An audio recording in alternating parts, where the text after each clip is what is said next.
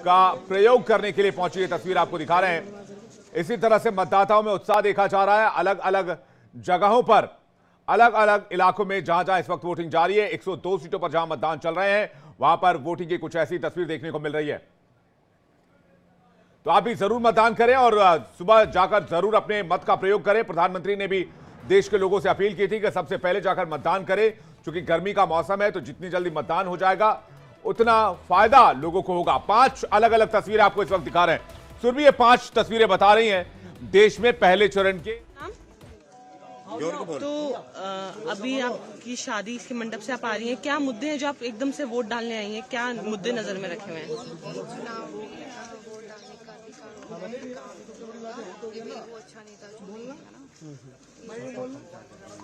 सबसे पहले हमारे चाचा जी हैं, हमारे गांव से हैं, तो हमारा फुल सपोर्ट है उनकी साइड, इसलिए शादी वाली लाइन बोल दो कि अभी रात को ही हुई है और वोट डालने आई हैं। मतलब शादी तो अभी सुबह ही तो हुए हैं, फेरे सुबह ही हुए हैं। अभी मैं घर पे विदा भी नहीं हुई हूँ, अभी यहाँ से जाने के बाद फिर विदाई हुई। अभी 5 बजे अभी तो ऋषिपाल फेरों के पहले सुरभि, विदाई सबसे अहम रस्म मानी जाती है, लेकिन विदाई से पहले लोकतंत्र की जो परंपरा निभानी वो ज्यादा जरूरी है, यानी देश के प्रति कर्तव्य ज्यादा जरूरी है।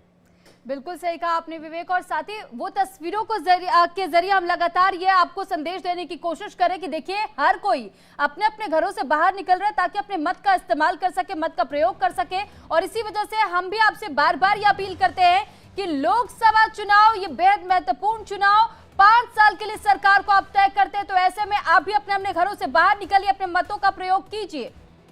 जितेंद्र हमारे साथ जुड़े हैं, जितेंद्र के पास चलेंगे इस वक्त मध्य प्रदेश से। जितेंद्र, फर्स्ट फेज में मध्य प्रदेश के बारे में दर्शकों को बताइए, किन किन सीटों पर मुकाबला और कहां पर कांटे की टक्कर, कौन कौन वीआईपी कैंडिडेट मैदान में?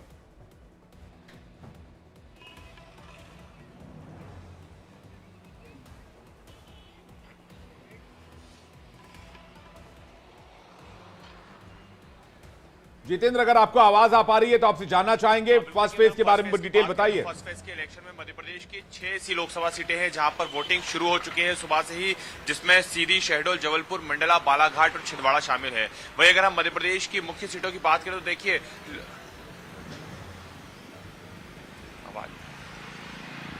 बोलिए, आपकी आवाज आ रही है? बिल्कुल, देखिए आपको अगर मेरी आवाज आ रही हो तो मैं आपको बताना चाहूंगा कि मध्य प्रदेश की जो 6 सीटें हैं उन 6 सीटों पर आज फर्स्ट फेज में जो वोटिंग है वो की जा रही है, जिसमें सीधी है, शहडोल है, इसके अलावा मंडला है, बालाघाट है, जबलपुर है और छिंदवाड़ा है। वहीं अगर हम मध्य प्रदेश की मुख्य सीटों की बात करें, बिल्कुल देखिए, हम मध्य प्रदेश की अगर हम सीटों की बात करें तो मध्य प्रदेश की सीटों में छिंदवाड़ा सीट्स अपने आप में ही सबसे महत्वपूर्ण सीट है, क्योंकि यहां से पूर्व मुख्यमंत्री कमलनाथ के बेटे नकुलनाथ एक बार फिर से चुनावी मैदान में है। और 2019 की अगर हम बात करें तो जब मध्य प्रदेश में लोकसभा के चुनाव हुए थे तो बीजेपी को 28 सीटों पर जीत हासिल मिली थी, लेकिन छिंदवाड़ा एक ऐसी सीट थी जहां पर बीजेपी ने अपना परचम नहीं लहरा पाया था। और इस बार भी जो कांटे की टक्कर है वो यहीं पर देखने को मिल रही है।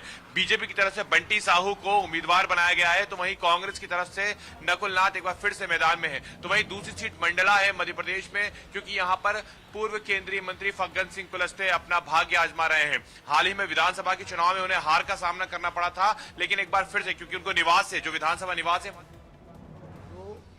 चुनाव एक तरफा चुनाव हो और लोगों ने पहले से ही मन बना रखा था।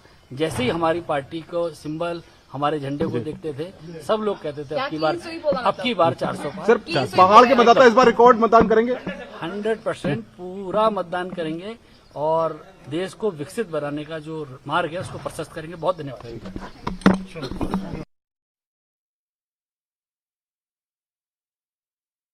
तो अनिल बलूनी को आप सुन रहे थे, बीजेपी के बड़े नेता और इस बार भी चुनावी मैदान में। क्या अन्नामलाई कुछ कह रहे हैं, एक बार सुनते हैं उनको, उनका भी रिएक्शन सामने आ रहा है। Many factors influence the voter.